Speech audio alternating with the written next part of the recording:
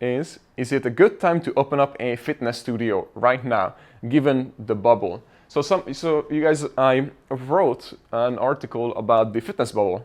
You guys read it because I got lots of questions about it. So the question was, because there are so many people who are about to buy a franchise, open up their own fitness studio, strike out on their own from a gym and create their own studio. And the question was, is it a good time? Well, that's not really the right question.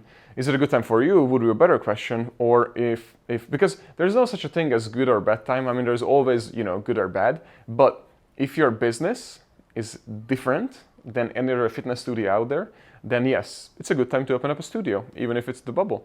Because, not better, different. So, well, two things. One, you don't want to copy just somebody else and recreate their studio, because that's never going to work.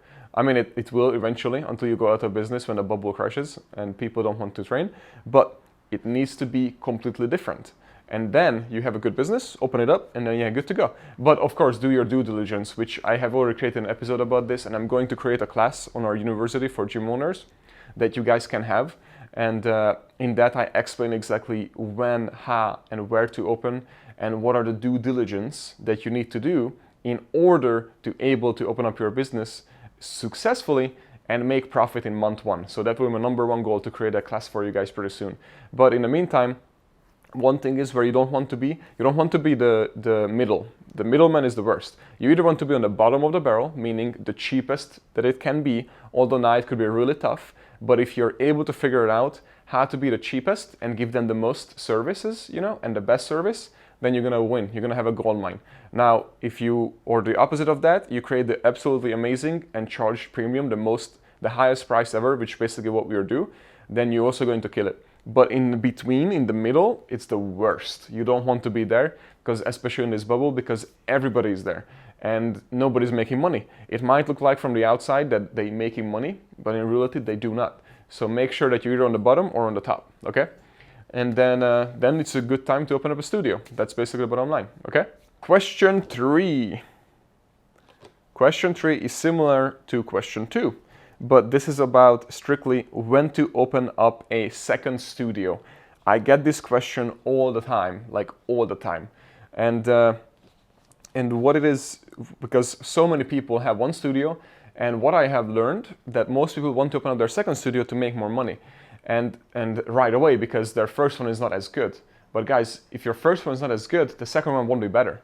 So you have to make sure that the first one is actually completely packed. And we're gonna talk about that in a minute. So to do your due diligence when to open up the second one.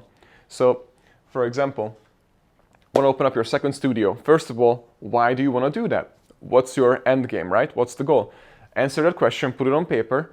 Because if there's no good reason, why do you want to open it? You can always grow the online game, right? And the online game is right now huge.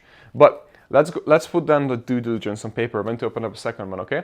So the first one is absolutely full, and there's no more room, no more space. You're completely using up all the space at the studio.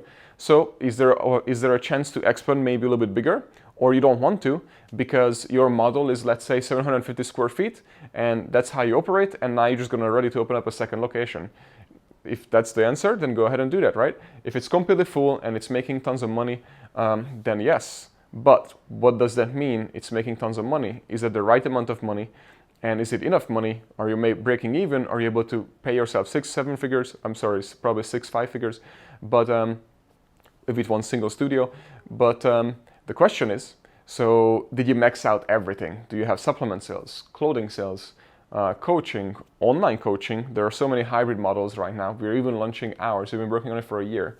But the question is, did you max out the vertical growth of your studio yet, or not? If it's completely maxed out and you're making 6-7 figures with the studio as a revenue, then it's probably a good idea to open up or look into the second one, because now you can grow vertically, right? Horizontally. But the question is also that if you go away for a whole month from your current business, the single studio that you have, and when you come back and you didn't touch a single email, you were just gone for a whole month, will the studio be there to that day, or it's struggling? And even better question, not only it's there, but it should have made more money while you were gone, because your employees know their job and they don't want to disappoint you. And that's what happened when we left for a month vacation. And we did that multiple times. And that's how I knew we can open up the next and next and next studios. For example, when we opened up our third studio, I wasn't even there for the opening. As soon as it opened, I was gone for a month in Europe. And then I came back a month after and it was thriving. But anyways, what I'm trying to tell you guys, if you're afraid to take a month off vacation, go ahead and do that, because that's going to prepare you way more than for the bad than you think when you open up your second studio what to expect. Because if you are still working in the studio 1, then you should not open up studio 2. So the point is, you need to be able to take out yourself, especially from the floor, unless you just do it for fun.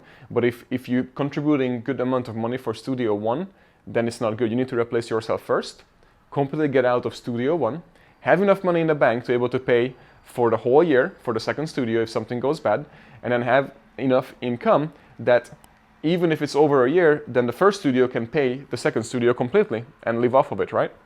Make sure you have those things. And then, only then, completely take yourself out from studio 1 and go into full studio 2. Not training clients, that's not the solution, and not running the studio. Just, of course, be there, set it up right, coach, train, get ready all of the employees there, not you being in there doing the work, but getting ready everyone for that studio. And then that studio 2 is ready, and now you have the full amazing recipe of how to create your second studio. So if you're able to do that, if you're there, that you don't have to be actually at the studios, then go ahead and open up a second one. I have met so many gym owners who have one single studio for over 10-15 years. They're working in the business, and their number one thing when they have told me that, Daniel, how do you do that? You have like 6 studios. How do you work at each one of them? And I'm like, no. I don't work at any of them. I'm right now in New York, of course, but because I'm scouting out for more areas, living areas for employees, because we pay for the living here, and looking for apartments and all these things. So I spend lots of time in New York right now, but I haven't even been to some of our studios since last year, which is pretty freaking crazy. But not because I don't want to, it's just because I don't need to, but I meet all those people, there's phones, you know, and the company is just growing by itself. It's a living organism. But what I'm trying to say is that you guys have told me that what happens is that what you're thinking is, man, I don't know if I should open up a second studio because studio A is here at this city and studio B would be here at this city. That's about 45 minutes. I don't know if I could commute between 2 and clients back and forth. Wrong, because you shouldn't. You shouldn't even think about that, because you shouldn't be the one commuting back and forth. You should have employees there, you should have employees here, and you should be in an office or at home, work from your office, and make sure everything is good. Look at the trigger points, look at the numbers, analyze everything, and know what you need to work on instead of working inside of your business. And then you can open up more and more. But if you are thinking of working in Studio 1 and Studio 2 and Studio 3 and all over, then you are not ready to open up studios. Okay, guys? Hope I was clear. But don't think of that you are going to work in the next studios that you open up, because if you do, then you shouldn't